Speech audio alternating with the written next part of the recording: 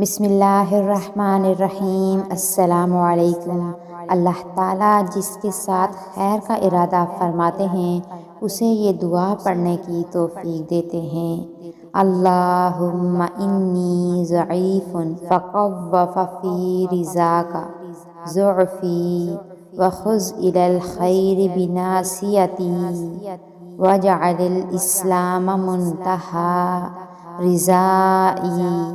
اللہم انی ضعیف فقوینی وانی ذلیل فاعزنی وانی فقیر فاغننی یا ارحم الراحمین۔ جو شخص یہ دعا 100 مرتبہ پڑھے، لا الہ الا اللہ وحدہ لا شریک لہ لہ الملک ولہ الحمد وہو علی کل شیء قدیر، تو اس کے بارے میں نبی پاک صلی اللہ علیہ وآلہ وسلم نے فرمایا، جو شخص یہ دعا 100 مرتبہ پڑھے اسے 10 غلاموں کی آزادی کا ثواب ملے گا، اور اس کے لیے 100 نیکیاں لکھی جائیں گی، 100 برائیاں ختم کر دی جائیں گی، اور وہ تمام دن میں شیطان کے شر سے محفوظ رہے گا، اور اس سے کسی شخص کا عمل بہتر نہ ہوگا مگر وہ جس نے اس سے بھی زیادہ عمل کیا ہو۔